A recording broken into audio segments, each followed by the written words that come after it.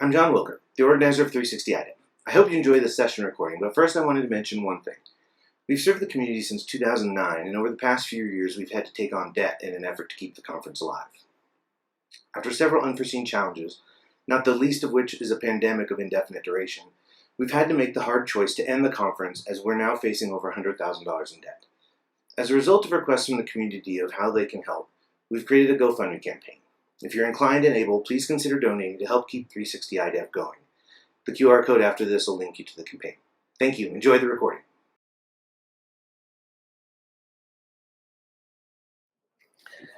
Before we get started, I'd like to thank John and Nicole and everyone at 360 IDEF for a wonderful first day, second day for some of us. So thank you very much from the bottom of our hearts. This has been fantastic.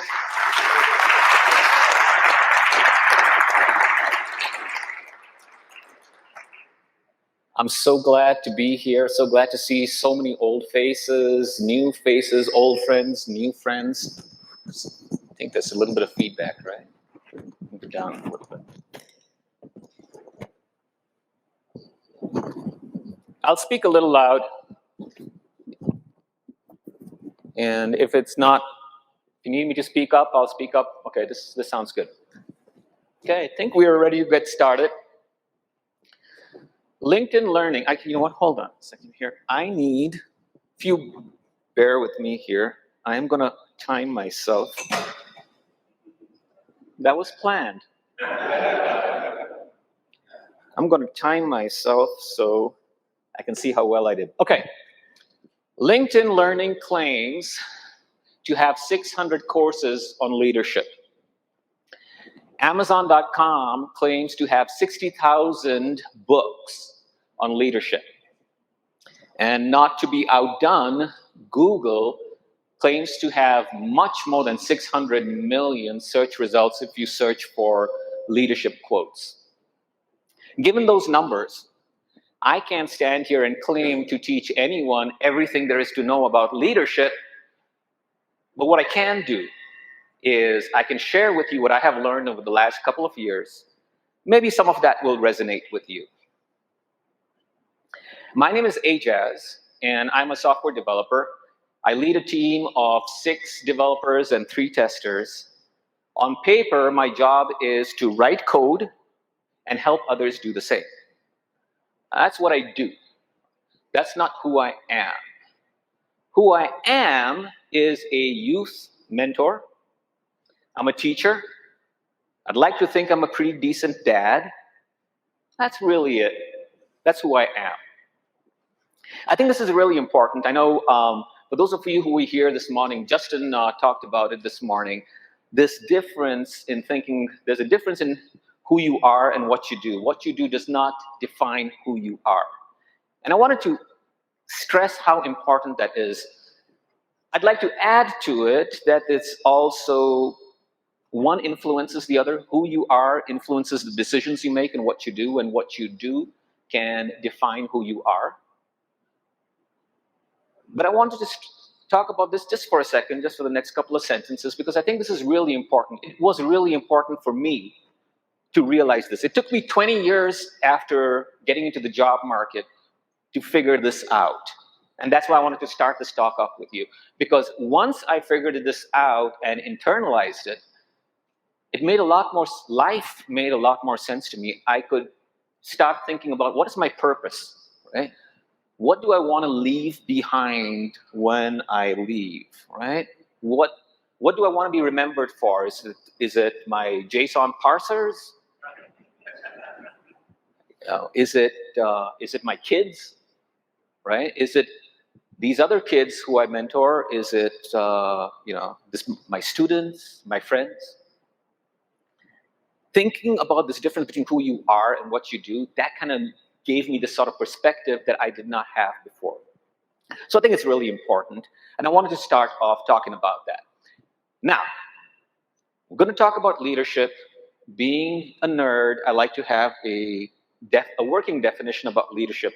Now, with those numbers that I gave you before, there are thousands of working definitions of leadership, but the one that we're going to use right now for the next 15 minutes is a leader is someone who other people look at for guidance, direction, and strategy to accomplish a shared goal. I think that's really important not to forget the fact that there's a goal behind all of this. We're not leaders for the sake of being a leader. We're here because we're trying to get from point A to point B. That's our shared goal.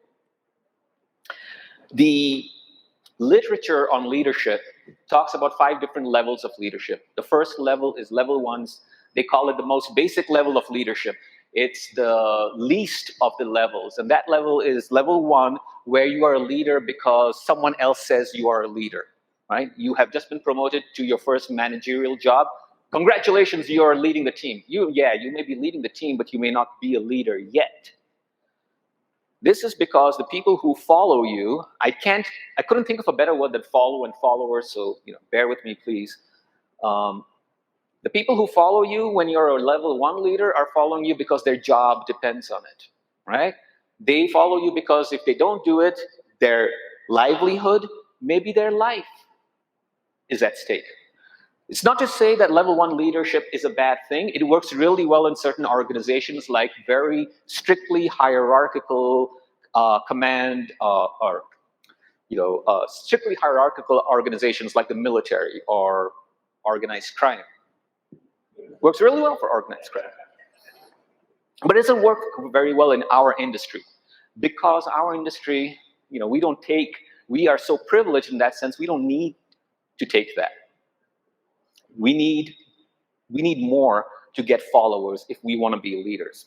Then that brings us to level 2. Level 2 leaders are leaders who people follow because they make them feel good, right? They have good relations with them. This is what Justin spoke about this morning when he said that, you need to be, what did he say? You need to be kind, you need to be helpful, and you need to be aware. If you're kind, helpful, and aware, people will take a chance on you. They'll say, you know what? This person, he knows about me, he or she is empathetic. They understand what I'm going through. Like in that example, when I was grieving when my grandmother passed away, they said, oh, you don't need to work on this demo. It can wait. They understand what I'm going through.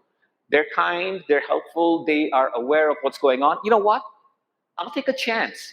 And that's the only reason people follow a level 2 leader, not because there's any track record of excellence or anything like that, because by definition, at a level 2 leader, you have no track record. You're just there because people like you. And there's nothing wrong with that, of course. That's a really good foundation to start off at, where people genuinely like you for who you genuinely are, and you genuinely like the other person. It's not easy to do, but that's the starting step for level 2. Level 3 is where people start saying, hey, I want to follow this person because this person has a proven track record of excellence, and they have shown that they know what they are doing because of what they have done. Therefore, it is in my best interest to follow them because they know what they're doing. I may not know what I'm doing, but this person knows what they're doing. Look at their accomplishments. I'm going to follow them. Level 4 is where people follow you as a leader, not only because of what you have done for your organization or your industry, but what you do for them. That's when people follow you because they think, hey, this person has a track record of building up others. They have a track record of making leaders. I am deficient in that. I'm going to follow this leader because this is what they have shown that they do. And that's level 4. Level 5, in my opinion, is very, very difficult. I don't think too many people will get to level 5. I don't think I can think of more than, on one hand, people that I consider level 5 leader. Level 5 leader is someone that people follow because of who they are and what they represent, the ideas that they represent, the life that they have lived. Right? I can't think of anyone, in contemporary, I won't say celebrity, but contemporary culture. It's a very difficult thing to do. Most people will never reach level 5. So we're not going to talk about level 5. We're not going to talk about level 1. We'll talk about the other 3 levels in between. Some time ago, I was in the mountains over here in Colorado. I was camping with some friends of mine. And this was the end of the camping trip. We were tearing down the tents. And one of my friends was in his tent. I wasn't planning on doing that. So one of my friends was in his tent on his hands and knees. and he was sweeping out his tent, getting rid of all the dirt and grit and debris from his tent so that he could fold it and pack it up. Now, this guy is a CTO, Chief Technical Officer, of a 40,000 person tech company. So he's a big shot. His job is being a CTO. On all other days except for this day, because on this day, his job was being on his hands and knees, sweeping out his tent so that he could pack it up properly, because that's the right way to pack up your tent when you're done camping. I started looking at that, and I'm like, oh, that's a really nice metaphor, that broom thing. That's a really nice metaphor. How much can I exploit and beat that metaphor to death? And you folks are going to find out today. What is a broom? Oh, before I do that. Oh, yeah, we talked about that. So what is the broom? A broom is a tool. It's a tool. It does one thing, and it does one thing really, really well. You use it to sweep, obviously, but there's no glamour in using a broom. There's no glory in using a broom. I was not glamorous when I walked on the stage, and this thing isn't doing anything to help that situation right now. But it does one thing really well. If you use a broom, yeah, you're going to get your hands dirty. You're going to be working in the dirt. That's by definition. And that's what leaders do. They are the ones who choose to do the dirty work. If there is dirty work that needs to be done, the leaders are the ones who say, I'm going to do it. Why? Because I'm going to leave the good opportunities for my team. If there's a choice between picking up a job that no one else wants to do and a job that's fun and a job that can help people grow, I'm going to leave the latter for my team members, and I'm going to do the dirty work because, I have already grown. I have been there. It's their turn now. And it's my job as the leader to do the dirty work so that they get the opportunities that I had. When I use this broom, I could sweep it with one hand. It works, but it doesn't work as well when I grab it with this hand and then with this hand and do it the way that you've seen everyone use a broom. The reason everyone uses a broom this way is because this is the most efficient way to do a broom, to use a broom. And that's what leaders do as well. They commit to the task. They're not going to do anything half-heartedly. Oh, you want me to sweep? Okay. I'm done. Can I go home now? That's not leadership, right? That's not committing to the task at hand. This is committing to the task at hand. Actually, this is committing to the task, but it's not focusing on the task. If I'm using two hands to hold the broom, when I'm looking at the screen over there, scrolling through Twitter over here, I'm not focused. The action is down here. Man, this floor is dirty. So there's this is where the dirt is. This is where my eyes need to be. This is where I need to focus, right? That's what leaders do. They not only commit to the task at hand, they focus on the task at hand. They don't multitask. They do one job. They'll do it really well. They'll complete it. They'll move on to the next. They're not going to say, okay, I'm going to sweep and I'm going to do this at the same time. No, they'll do one thing at a time. The leaders also know their tools. They know that they're going to need a broom, but it's necessary, but it's not sufficient. You need a dustpan, right? So they know their tools. They make sure they have the tools they need to execute and perform with excellence. And they'll make sure their team members have the same tools that they need to do their job well. Tools are really important to leaders. Something really interesting happens when you, as a leader, start sweeping the floor, focusing, committing, and making sure you do the job correctly. People start believing you, right? They'll say, oh, last time I'm going to pick on Shane right here. Last time I told Shane to sweep the floor, he swept the floor before he left, like he said he would. And he swept the floor really well, and the floor was clean. And the time before that, and the time before that, and the time before that, guess what? I can trust Shane when he tells me that he's going to sweep the floor. A, he's going to do what he told me he was going to do, and B, he's going to do it well. Trust. Trust is a really good first step, because once you have trust and you continue executing at that level of excellence, it leads to respect. And once you have respect, people start appreciating and respecting you for your accomplishments because you do your job really well. You commit to it, especially the stuff that no one else wants to do. You're the one who does it and does it well. Respect. Sorry about that. It was kind of loud. And then something else happens. When you have trust and respect, you now have what is necessary for good leadership. Because what happens then is people start wanting to follow you. They start wanting to do what it is you ask them to do. You can always have people doing what you do, even without respect. But if there's no respect, there's no leadership. Respect is really, really important. I spoke to a friend of mine once who said, yeah, I worked for a clown. I'm like, oh, that's really sad. That's really sad that you feel that way, because you obviously don't have any respect for your manager. Like, as long as he doesn't get in my way, I'm fine with that. But that's really sad to hear, because you're just doing as little as possible. And he's like, yeah, I just want to check off what I'm doing so I can say I'm doing my job, I'm doing what I need to do for my company, I'm doing what they hired me to do. But yeah, you know what? It's joyless. There's no joy in it. It's what Justin spoke about this morning, the quiet quitting. Right? If you don't have respect, you have people quietly quitting.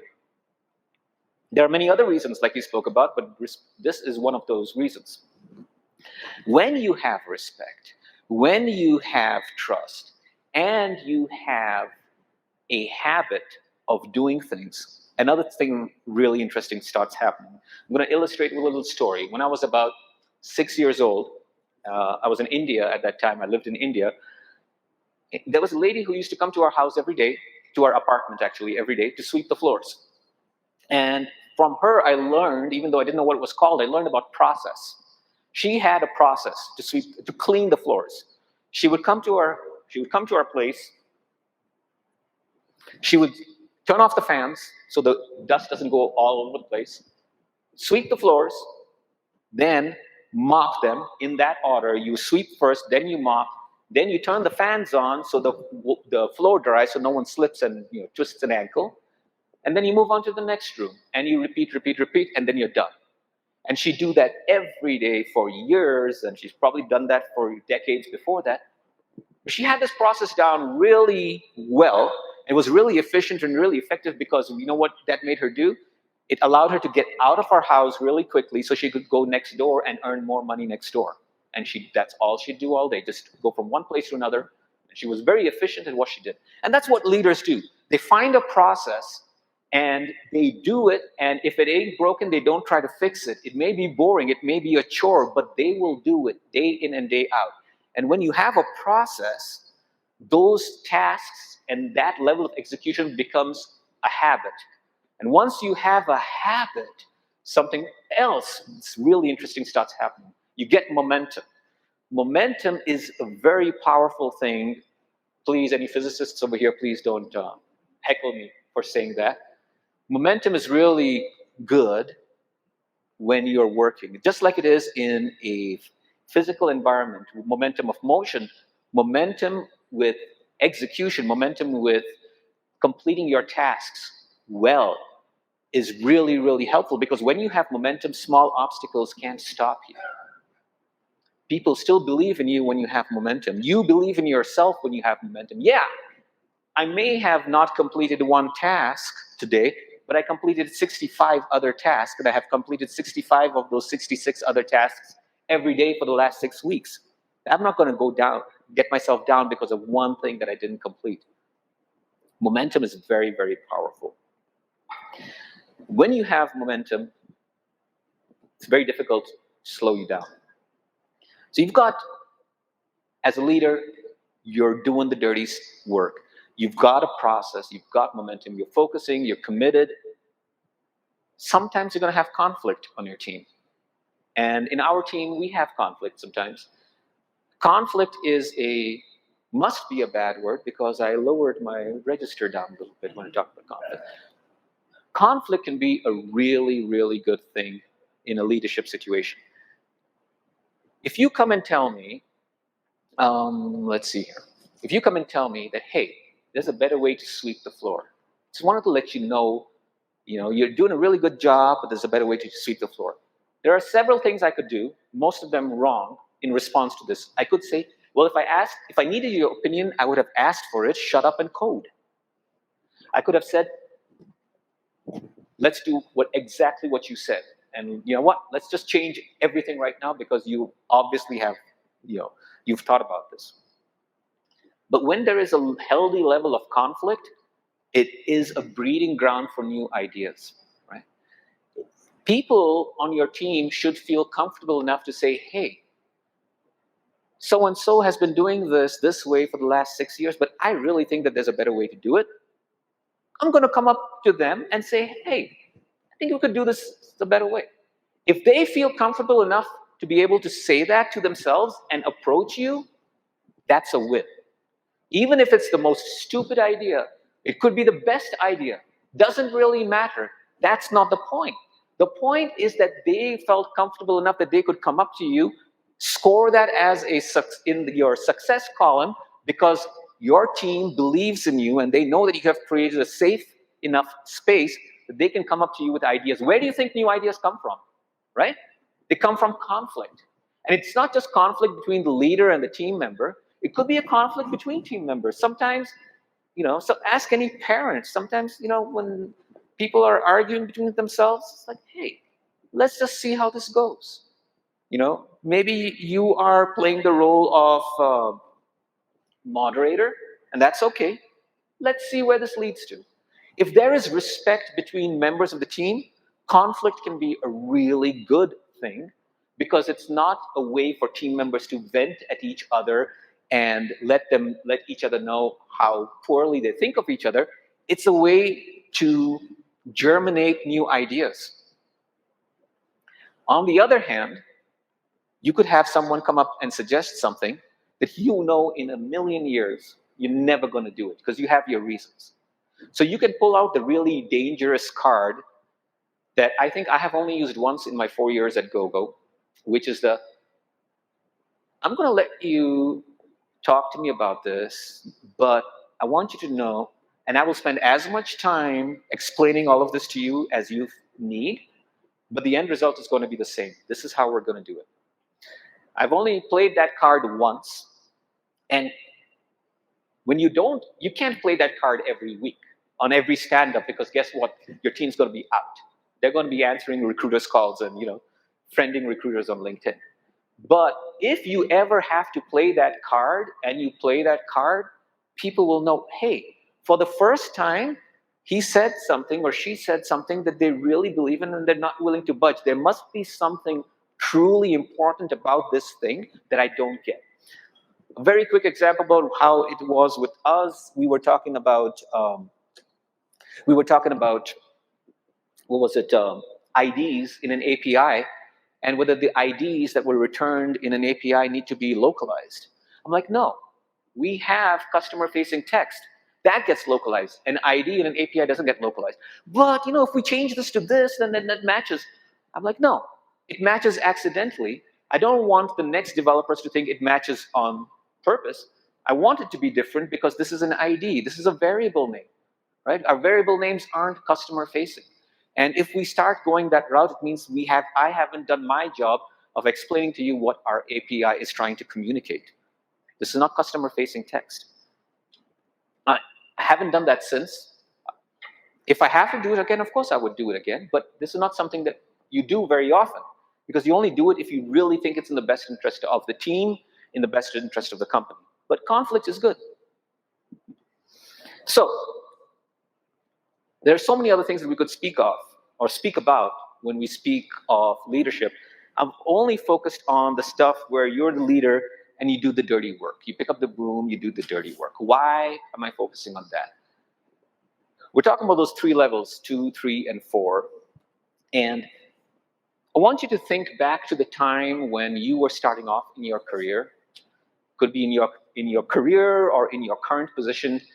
Remember when you felt overwhelmed, the amount of things you had to learn? Maybe you're a newer developer, or you were a newer developer and Swift was already out, and now you have to learn Swift.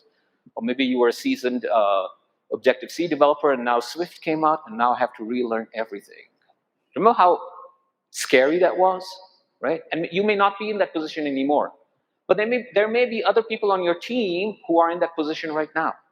So the reason I want you to remember this is because there may be people who are in that position right now.